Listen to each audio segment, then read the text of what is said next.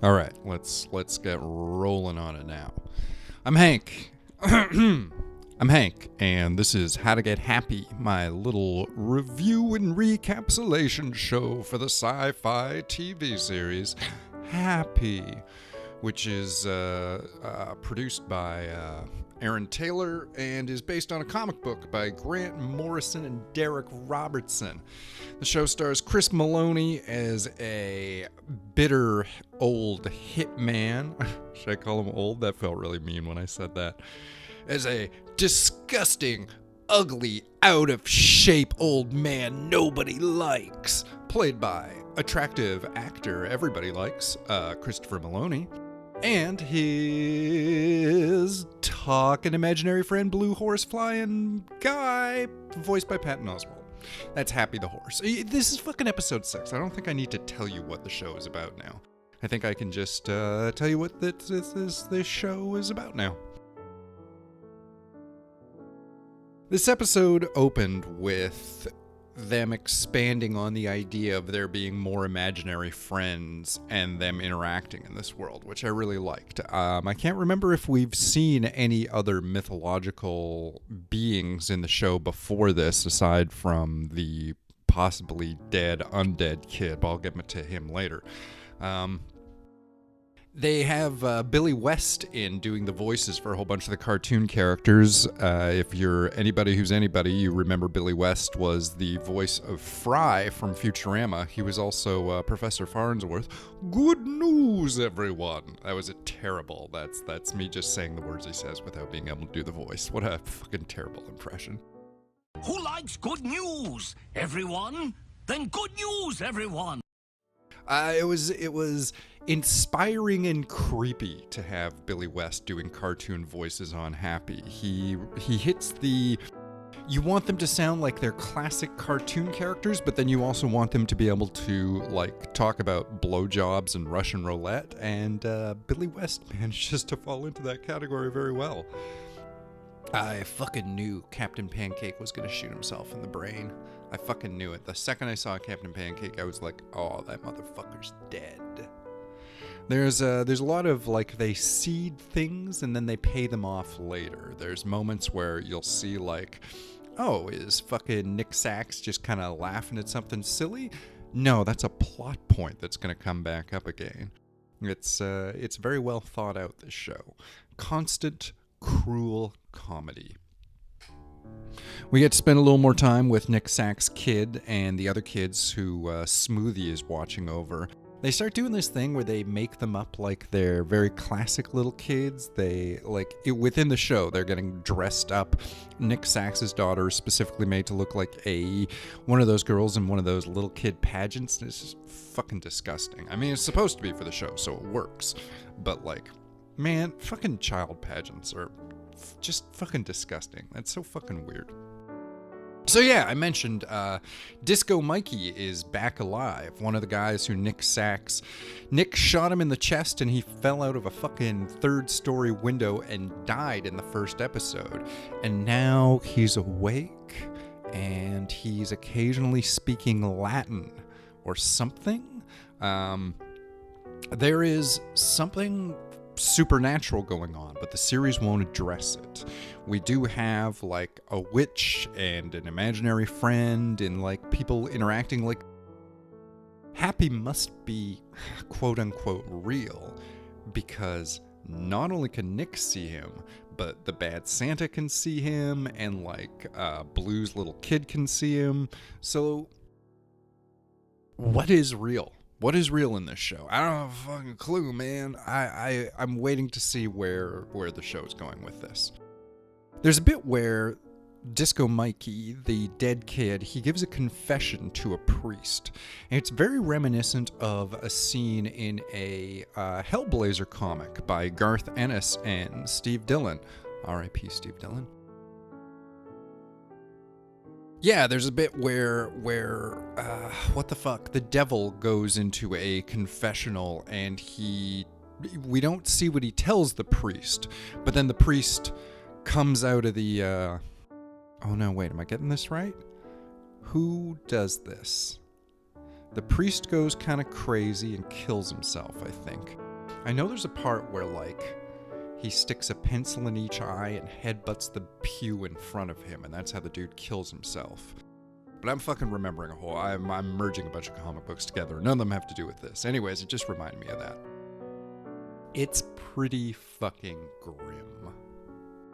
So then Sax goes to see Darick, who I think is from, like, the second or third episode. And what I like is that these guys are fucking slime balls who have tried to kill each other, and yet Darick seems genuinely upset that his feelings were hurt. Like he's a betrayed friend. And then in the end, I love that Darick just hands him the stuff that Nick goes to ask for. Like, Darick's just sick of playing the game. He knows that Nick is going to hurt anything that he gets too close to, and he's just like, fucking here. Fucking have it. It doesn't matter. Here's my favorite line of the whole episode. Tell her Goose the Toad died thinking of her. It's nods to Ken Christensen. Oh yeah, I didn't mention this, but this episode, it's directed by David Petrarca. I am not saying his name right at all, obviously, and it was written by Ken Christensen. So there we go. Hey, that's some good work, Ken Christensen. You did some real good scripting. We get to see Nick's daughter get to become a real little leader. She organizes a jailbreak. Smoothie likes threatening little kids. That's not something you could get most thugs to do, so I think it's fun seeing him get to just be fucking terrible to kids. You know that actor is having a lot of fun. Patrick Fischler, he gets to be... This is one of the weirdest, most sinister, surreal villain performances. And it's fucking... He gets it. He gets it perfectly. Hey, there's a whole bit where Nick tries to fool some thugs because he's got a moving Santa in the trunk of his car so that people will think he's got a living body in the trunk of his car. But here's my question. Was that thing... What was powering it? Because it was originally an outside ornament, which means it was probably plugged in to like an outlet. But if it's in the trunk of the car, then it has to be battery powered because there's nothing for it to be plugged into. Hey guys at Happy, I think I just found a flaw in your show. Yeah, man, that's a pretty big plot hole, eh? Yeah. Fucking nonsense.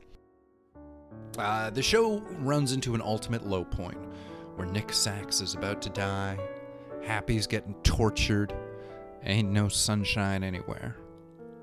I like that one of the thugs is a fan of Nick, and the way the other thug does, there's 3 thugs who are gonna kill Nick.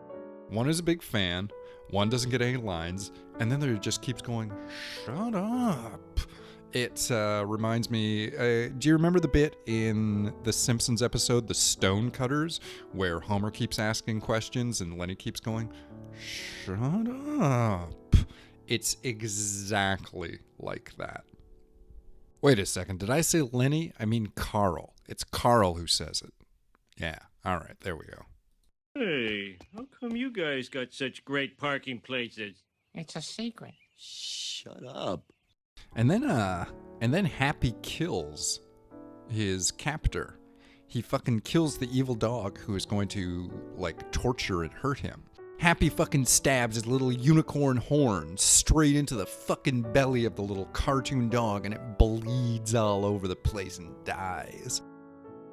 Happy is clearly being affected by his time that he spent with Nick Sax. What does he say? Fucking Happy looks up and says, "Fate is real." Nice. Yeah, maybe the heaviest thing on the whole show so far is Mary's mom. Mary's mom kills herself, I think, to save Mary.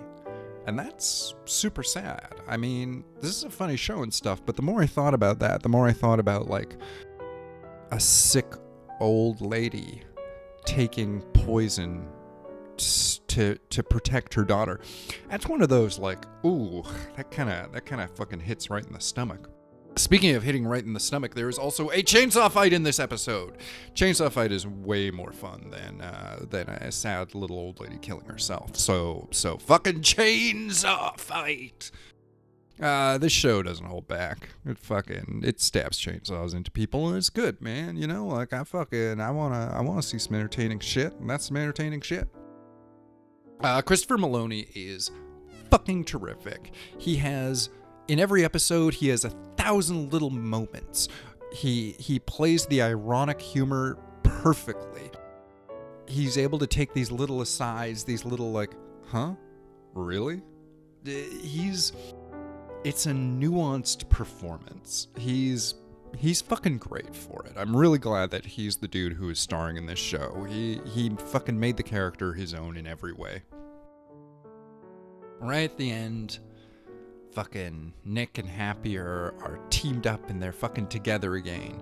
And fucking Happy holds up a little sign that says partners, and it's fucking dead on one of those, like, it's the sign fucking Wile E. Coyote holds up that says yikes when he's about to fall. Like, the font is fucking perfect, the design of the sign is perfect. I fucking love the way they do that shit in this show. And then we close out the episode with Blank Generation by Richard Hell and the Voidoids, which is a great fucking song. I believe the first time I ever heard it was in Tank Girl. So there you go. There's a little bit of that's not the first time that Richard Hell and the Voidoids' Blank Generation has been used in a comic book adaptation. Maybe you just fucking learned a little something, didn't you? Well, I'm sorry this episode came out late. I had some weird technical problems. Now, like, fuck, I mean, this is Happy Episode 6 I'm putting up. Happy Episode 7 aired last night in America. It airs in Canada tonight. It's a whole fucking thing. You can find it on fucking line, shit like that. Anyways, technically, this episode's almost like a week behind now or something like that. But fucking whatever, man. You're not fucking paying me money for this shit. I mean, you can if you want to. I've got a Patreon. Hey, visit our Patreon and fucking blah, blah, blah. Anyways, I've been Hank.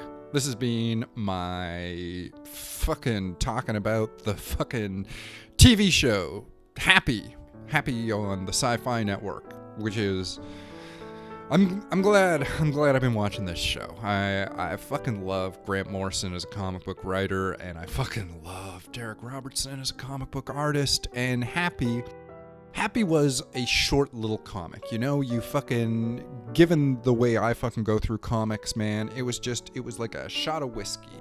It was barely a full meal. I just fucking downed it. And they managed to turn this show, arguably, this is now ranking up there with me I think this is one of the best comic book adaptations I've ever seen. This is a fuck of a lot better than any fucking Superman movie, I fucking tell you that much. Fuck yeah. Anyways, I've been Hank. This has been How to Get Happy. We got 2 more episodes to go after this one, motherfuckers. 2 more episodes. No sleep till motherfucking Brooklyn, y'all. Alright, I'll talk to you then.